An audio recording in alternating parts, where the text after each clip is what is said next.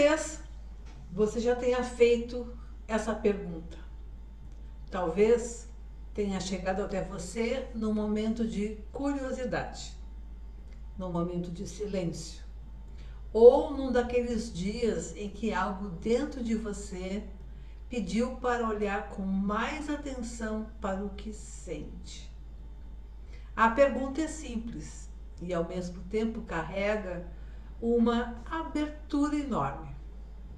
Por onde começar a estudar tarô? Eu sou Denise Drago e se você está aqui, talvez seja porque essa pergunta também já passou pelo seu caminho. E eu posso te dizer, durante muito tempo, a resposta que costumamos ouvir é a mesma. Comece decorando as cartas. Aprenda o significado de cada uma delas. Memorize. Depois, tente lembrar de tudo quando as cartas estiverem à sua frente. Mas talvez exista outro lugar para compreender. Um lugar mais gentil, mais profundo, mais próximo do que o tarô realmente é. Um lugar onde não é preciso saber tudo de antemão. Onde não é preciso carregar 78 significados na memória, antes de se permitir sentir a primeira imagem. O convite que eu trago hoje é justamente esse. Talvez não seja por aí. Talvez o primeiro passo não seja decorar, mas escutar. Talvez não seja acumular informações, mas permitir que as imagens comecem a conversar com você. E talvez ao fazer isso, você descubra que o tarô fala uma linguagem que parte de você reconhece. Porque tarô não é decoreba. Tarô é uma linguagem simbólica. E toda linguagem simbólica começa, não se sabe onde, mas pelo olhar que antecede o saber. Aquela disposição de ver antes de nomear, de sentir antes de definir. E aí a pergunta é a seguinte: o que significa começar? Começar para mim não é saber, é se disponibilizar. É abrir um espaço para que algo entre. E o tarô mitológico especificamente não se decora, se reconhece. Porque os mitos que ele carrega não são histórias que vêm de fora. Os mitos já estão em nós. Já habitam em nós muito antes de qualquer baralho ser posto sobre a mesa. E antes de falar sobre por onde começar, talvez seja importante abrir um espaço para outra pergunta, ainda mais fundamental. O que é o tarô mitológico?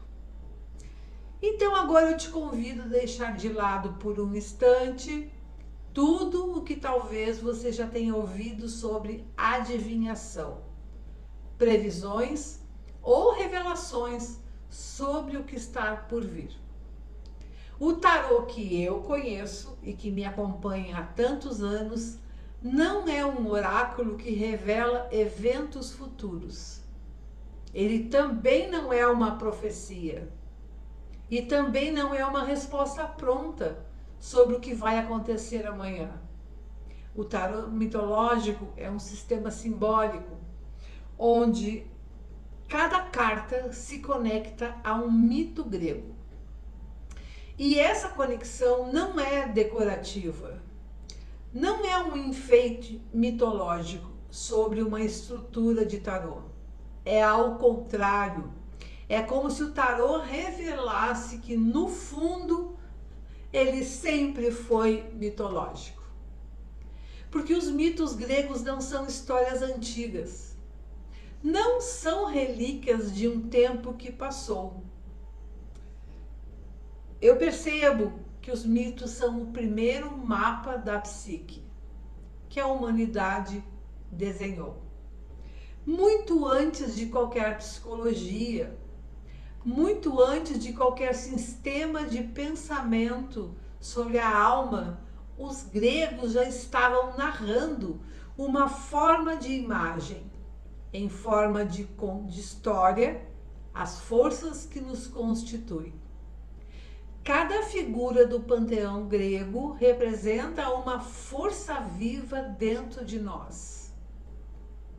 Não é um conceito, não é uma ideia abstrata, é uma força. Algo que se move, que age e que transforma. Zeus não é apenas um deus do céu, é a figura que representa a autoridade, que representa a ordem que se impõe, do raio que ilumina de repente. A deusa Atena não é apenas a deusa da sabedoria, é a clareza que nasce da reflexão, o olhar que enxerga com imparcialidade. Perséfone não é apenas a rainha do submundo, é a figura da descida, da travessia por territórios escuros e do retorno transformado. O tarô mitológico organiza essas 22 estações. 22 cartas dos arcanos maiores, quando observadas em sequência, desenham uma jornada. Não uma jornada linear, não uma estrada reta do ponto A até o ponto B, mas uma jornada em espiral, onde cada retorno é também um aprofundamento, onde cada carta não se esgota num único significado, mas se abre em camadas. Como um mito se abre em camadas cada vez que ele é contado. E talvez seja por isso que as imagens falam tão diretamente ao nosso inconsciente. Sabe por quê? Porque o inconsciente não organiza tudo em palavras. Ele sente, ele reconhece e ele responde a símbolos. E aí, quando você olha uma carta e sente algo, mesmo sem saber explicar, algo já está acontecendo, algo já foi tocado. E perceber além do óbvio também é uma forma de transmutação. Então eu diria que o tarô é, antes de tudo, um mapa da psique. Não um mapa que te diz para onde ir, mas um mapa que te ajuda a reconhecer onde você está. E a partir desse reconhecimento, talvez seja possível enxergar com mais clareza os próximos passos. Não porque alguém te disse quais são, mas porque você mesmo começou a perceber o caminho. E aí, para perceber o caminho, talvez seja preciso entender como os símbolos funcionam. Porque o tarô não é feito de palavras, é feito de imagens. E as imagens carregam algo que as palavras muitas vezes não conseguem segurar. Um símbolo é uma porta, não uma definição. Não uma resposta fechada, é uma porta. E através dessa porta existem várias camadas de significado. Algumas você reconhece agora, outras talvez se revelem mais tarde, quando você estiver pronto para vê-las. O símbolo não se explica, ele se mostra. E o que se mostra pode ser visto em camadas dependendo do olhar de quem está olhando naquele momento. Um exemplo, pense em uma árvore. Uma árvore pode ser uma árvore apenas, mas também pode simbolizar crescimento, raízes, conexão entre o que está abaixo e o que está em cima. Pode ser sombra, pode ser abrigo, pode ser tempo. Pode ser a imagem de que algo que cresce devagar, que precisa de solo, de água e de paciência. Um único símbolo, várias camadas. E é assim que o mito funciona também. Ele é uma narrativa que carrega significado sem precisar explicá-lo.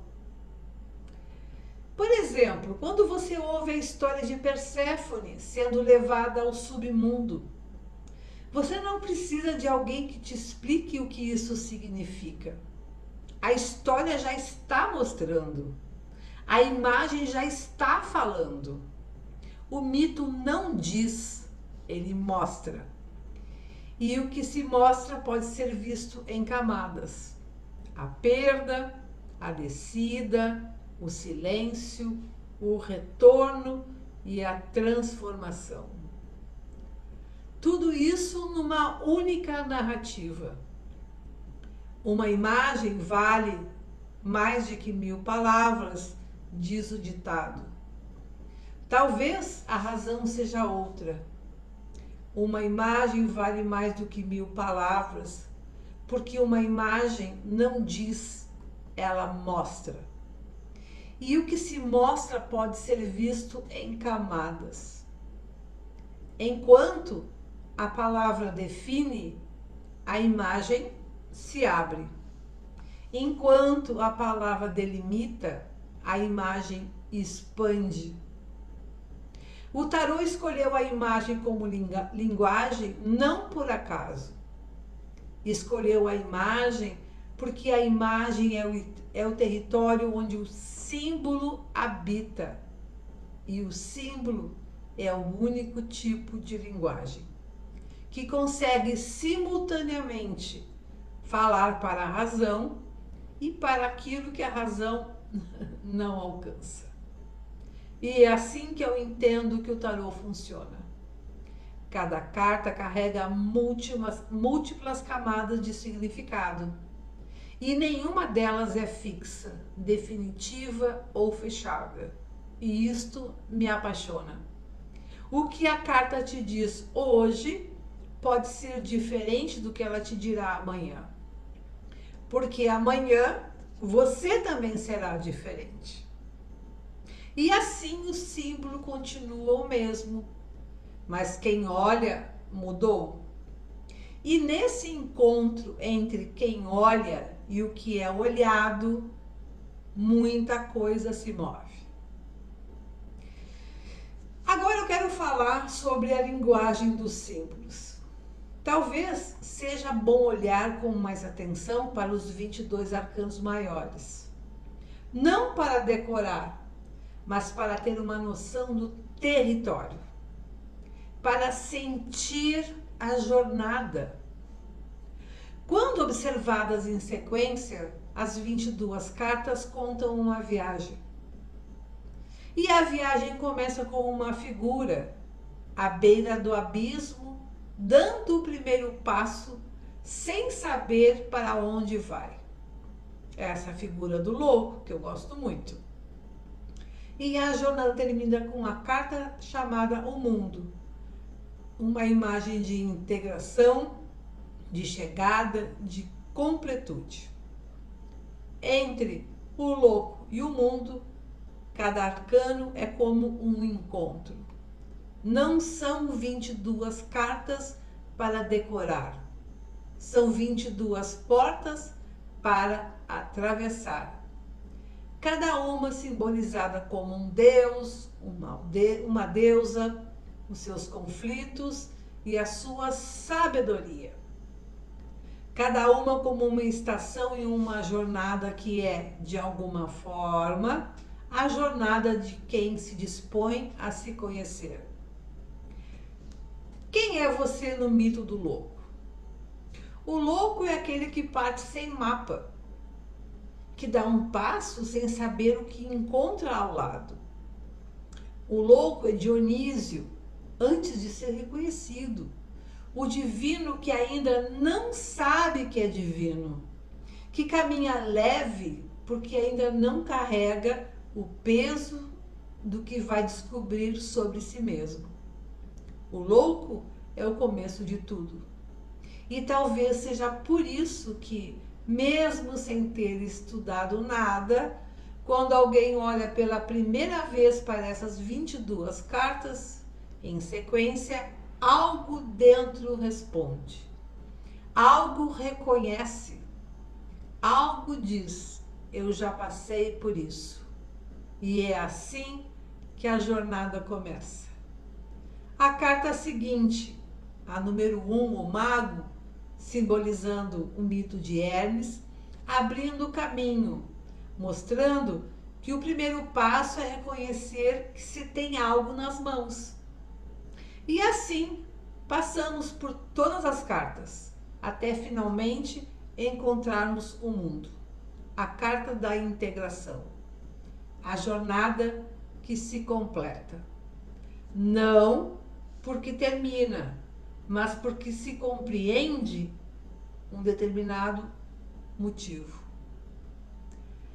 O mundo é a imagem arquetípica da chegada de um lugar que, no fundo, sempre esteve com você. O ciclo se fecha, mas, ao se fechar, se abre novamente. Porque toda chegada é também um novo começo. Essa é a jornada dos 22 arcanos maiores. Não 22 significados para memorizar. São 22 encontros, 22 mitos, 22 portas. E o mais importante, não tenha pressa. O tarô mitológico é um universo. Cada carta é uma história, cada mito um mergulho. E histórias não se apressam. Elas são vividas, sentidas e revisitadas. Cada vez que você volta a uma carta, um novo detalhe do mito e da própria carta pode se revelar e certamente se revela. Basta estar atento. Cada vez que você senta diante das imagens, um novo encontro com aquele Deus, com aquele mito, com aquela deusa, com aquela narrativa, pode acontecer. Mitos são atemporais. Eles não se apressam. Não obedecem ao relógio. Obedecem o ritmo de quem está pronto para ouvir.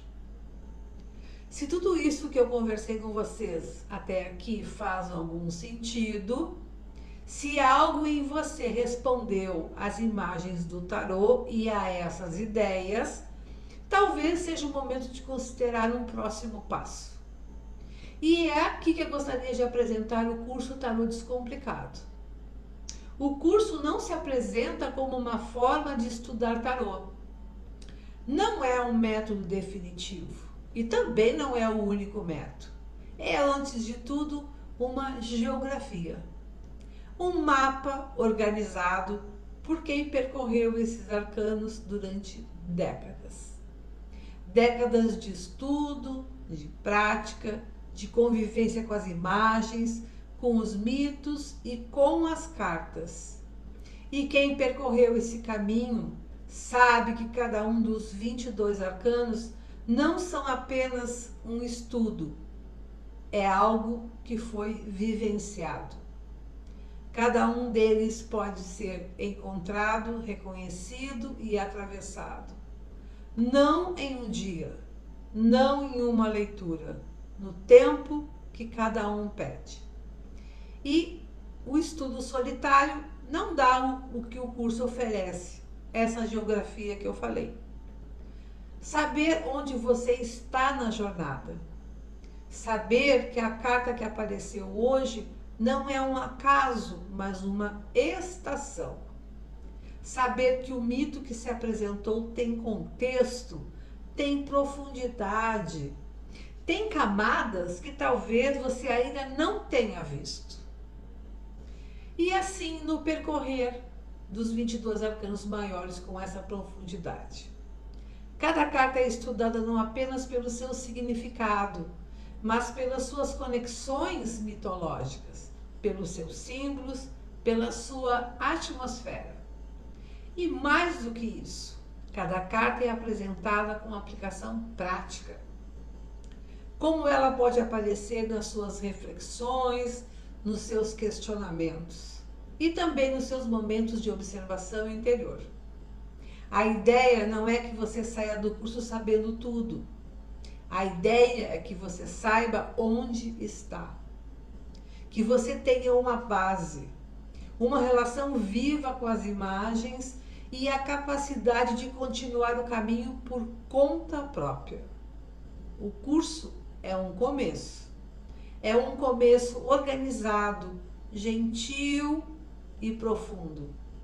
Um começo que talvez faça sentido para você. E agora chegamos ao fim dessa nossa conversa. Talvez seja mais exato dizer que chegamos ao começo, porque o tarô mitológico não conclui, ele se inicia. Cada carta é um encontro, cada imagem é um espelho, cada símbolo é uma porta, que talvez se abra para algo que já estava em você, esperando para ser visto. O importante não é saber tudo. O importante não é ter todas as respostas, nem memorizar cada detalhe. O importante é permitir-se ser tocado pelas imagens e deixar que elas falem. E criar espaço para algo em você responda, mesmo sem palavras, mesmo sem explicação. Talvez o tarô te ensine, acima de tudo, a olhar para as cartas, sim, mas também olhar para você, para os seus ciclos, para os seus movimentos, para as forças que operam dentro de você, agora, neste momento. E ao olhar, talvez algo comece a se transformar. Não porque alguém determinou que deveria, mas porque ao ver com clareza, algo naturalmente se reorganize. E talvez seja isso que o tarô nos oferece. Não respostas, clareza. Não previsão, mas presença. Não um mapa do que vai acontecer, mas um espelho que já está em movimento. E nesse espelho, talvez possamos nos reconhecer. Talvez possamos nos encontrar. O curso Tarô Descomplicado está aqui como um caminho, como um convite. Não como uma obrigação, mas como uma possibilidade, como uma porta aberta. O curso não é um destino, é um portal. E o resto, como toda jornada, é com você. Até o próximo vídeo. E que essas minhas palavras te acompanhem com gentileza do primeiro passo como louco até o mundo. Um grande abraço.